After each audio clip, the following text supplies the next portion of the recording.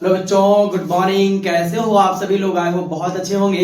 और इस वीडियो में मैं आप लोगों को जो लाइव में आज पढ़ाया गया था उसे बेहतरीन ढंग से समझाने का प्रयास करूंगा। मैं कोशिश करूंगा कि आप लोगों को जो कुछ मटेरियल चैनल पे पढ़ाया जा रहा है वो बहुत अच्छे से समझ में आए। तो चलिए शुरुआत करते हैं वीडियो की। फास्ट ट्रैक रिवीजन करना है हमें इंग्लिश ग्रामर के एक महत्वपूर्ण टॉपिक का, जिसे आप डायरेक्ट इनडायरेक्ट कहते हैं, यानी नरेशन। नरेशन या फिर डायरेक्ट इनडायरेक्ट स्पीच कहते हैं। तो डायरेक्ट इनडायरेक्ट होता क्या है? जब वक्ता की बात को ज्यों का त्यों कहा जाए या लिखा जाए, यानी जैसा आपको किसी और ने बोला था, ठीक है, तो आपने उसकी कही हुई बात को उसी के शब्दों में किसी और को कह दिया। ठीक है, आप बीच में हैं, किसी और ने आपसे कुछ कहा, आपने उसकी बात किसी और को उसी की भाषा में बता दिया, और उसकी भाषा को अगर हम लिखते हैं, उसके शब्दों को अगर हम लिखते हैं तो हम इन्वर्टेड कॉमा में रखते हैं, और एज इट इज लिख देना, कह देना, ही क्या कहलाता है? डायरेक्ट स्पीच कहलाता है। ठीक है बच्चों। लेकिन जब आप किसी और के कहे हुए शब्दों को, कही हुई बात को, कहे हुए वक्तव्य को, स्टेटमेंट या कथन को अपने तरफ से उसमें कुछ आवश्यक परिवर्तन करते हैं, बदलाव करते हैं, और उसे किसी और को बताते हैं, तो वो इनडायरेक्ट कहलाता है। आई बात समझ में? तो परिवर्तन क्या करना होता है? डायरेक्ट से इनडायरेक्ट बदलते समय कुछ टेंस में परिवर्तन करना होता है, कुछ प्रोनाउंस में परिवर्तन करना होता है जिसे आप पर्सन कहते हैं, और कुछ पार्ट्स ऑफ स्पीच में भी परिवर्तन करना होता है बच्चों। ठीक है, तो चलिए वीडियो की शुरुआत करते हैं। ज्यादा लंबा इंट्रोडक्शन नहीं रखेंगे।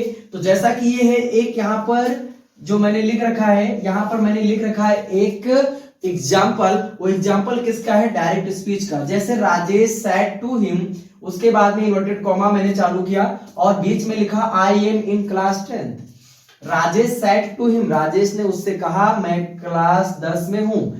तो मैं ये बात बता दिया मैंने किसी और से, सेम, कि मैं क्लास 10 में हूं। राजेश ने मुझसे उससे कहा कि मैं क्लास 10 में हूं। लेकिन जब हम क्या करेंगे? वक्ता के कथन में अपने अनुसार आवश्यक परिवर्तन करके कहेंगे। जैसे Rajesh told him, said to को हमने किस में चेंज किया? टोल्ड में चेंज किया। ठीक है, और हमने इनवर्टेड कॉमा को हटा दिया। इनडायरेक्ट बनाते समय हमेशा इनवर्टेड कॉमा हटा देते हैं। और दैट मैंने लगा दिया क्योंकि ये साधारण वाक्य है, असर्टिव सेंटेंस है। He was in class 10th। तो आप देख पा रहे होंगे कि कुछ आवश्यक परिवर्तन करते हुए मैंने डायरेक्ट से इनडायरेक्ट में बदलाव किए हैं। तो उन्हीं चीजों को हम पढ़ेंगे। जाहिर सी बात है, महत्वपूर्ण बदलाव में आपके क्या आएंगे? पर्सन्स आएंगे। पर्सन्स यानी पहला आपका होगा फर्स्ट पर्सन बच्चों। कौन सा होगा? फर्स्ट पर्सन होगा। फर्स्ट पर्सन में आपके दो आते हैं। आपका पहला आता है आई, दूसरा आता है वी। ठीक है, आई हमेशा सिंगुलर होता है, बी हमेशा प्लूरल होता है। तो ये जब भी चेंज होंगे वो अपने हिसाब से, नंबर और पर्सन के हिसाब से चेंज होंगे। दूसरा आपका होता है सेकंड पर्सन बच्चों। सेकंड पर्सन में आपको पता ही है कि सेकंड पर्सन में क्या आता है। तो सेकंड पर्सन में आपका आता है यू। ठीक है, और यू किससे चेंज होगा उसकी भी बात कर लेंगे। तीसरा आता है आपका थर्ड पर्सन बच्चों। कौन सा आता है? थर्ड पर्सन आता है। थर्ड पर्सन में बच्चों आप क्या क्या होता है, जिससे जानते ही हो कि थर्ड पर्सन में आपका ही आ जाएगा, सी आ जाएगा, और इट मान के चलिए, या फिर आपका नेम आ जाए किसी का भी। ठीक है, उसके बाद में आपको क्या करना है बच्चों? आई जो चेंज होता है वो हमेशा रिपोर्टिंग। पहले इसे चेंज कर, इस पे फोकस करने से पहले एक बार देख लेते हैं ये क्या मैटर है। ठीक है, तो देखो बच्चों, होता क्या है कि जो मैंने यहाँ पे लिख रखा है, Rajesh said to him I am in class 10th, तो यहां पर हम इसको मानते हैं रिपोर्टिंग वर्ब। क्या मानते हैं बच्चों? यहां पे मैं लिख देता हूं रिपोर्टिंग वर्ब। इसे क्या मानते हैं बच्चों? रिपोर्टिंग वर्ब कहा जाता है। ठीक है, और ये जो राजेश है यहाँ पे रिपोर्टिंग वर्ब का ये सब्जेक्ट है बच्चों। ये सैड है जो यहाँ पे बच्चों, सैड, ये रिपोर्टिंग वर्ब का ये वर्ब है। इसी को रिपोर्टिंग वर्ब कहते हैं। इसको तो आप स्पीकर कहते हैं। ठीक है, और ये जो आपका टू है, टू हिम, ये इतना जो आपका पूरा पार्ट है ये वाला, ये आपका ऑब्जेक्ट है। लेकिन किसका ऑब्जेक्ट है बच्चों? ये ऑब्जेक्ट है आपका रिपोर्टिंग वर्ब का ऑब्जेक्ट है ये। ठीक है बच्चों, अब बाकी इधर का जो सेंटेंस है बच्चों, इसे कहते हैं रिपोर्टेड स्पीच। आई होप आप लोगों को चीजें क्लियर हो रही होंगी। इसे कहते हैं रिपोर्टेड स्पीच बच्चों। ठीक है, तो इसमें होता क्या है बच्चों कि ये जो आपका है ये एक प्रोनाउन है।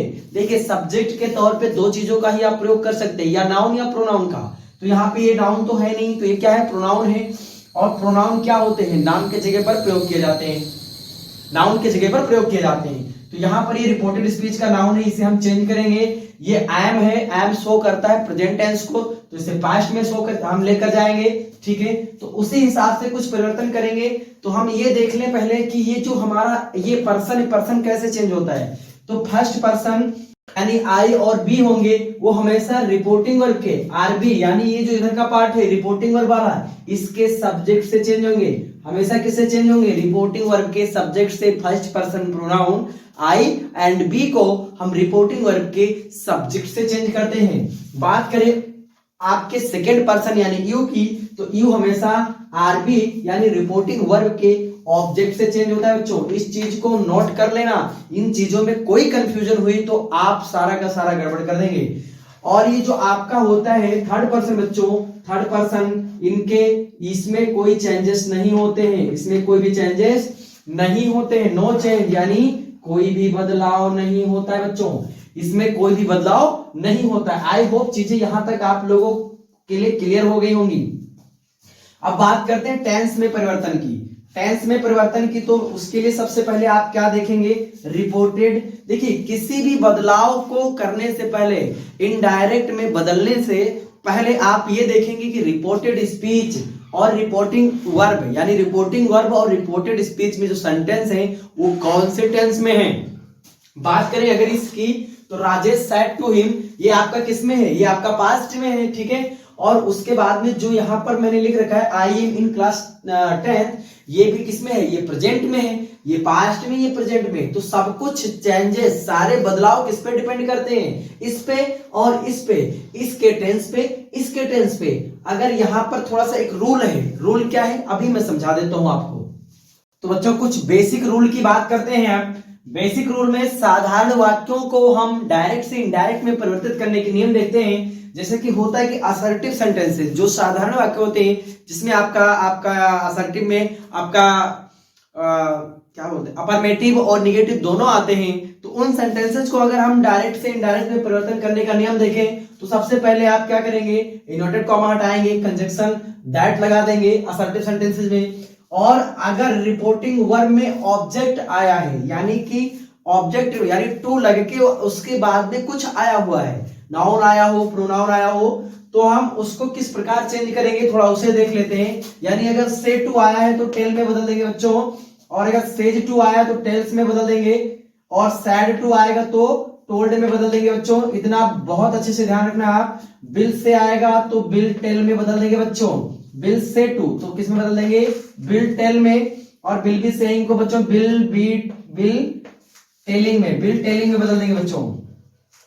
इस बात का हमेशा ध्यान रखना आप लोग। कुछ आवश्यक परिवर्तन होते हैं रिपोर्टिंग वर्ब में भी, ठीक है। तो उसके बाद में हम क्या करते हैं, इधर देखो आप, अगर रिपोर्टिंग वर्ब में ऑब्जेक्ट ना आए तो रिपोर्टेड वर्ब में कोई परिवर्तन नहीं होता है। रिपोर्टिंग वर्ब में यदि रिपोर्टिंग वर्ब में कोई ऑब्जेक्ट ना आए, सिर्फ क्या आ जाए? से आ जाए, तो हम क्या करेंगे? से ही लिख देंगे। सैड आ जाए तो सैड ही लिख देंगे। बिल से तो आप बिल से ही लिख दोगे बच्चों, ठीक है। यानी जब आपका रिपोर्टिंग वर्ब में ऑब्जेक्ट मिलेगा तो आप इस तरह के परिवर्तन करेंगे, और नहीं मिलेगा तो ऐसे परिवर्तन करेंगे।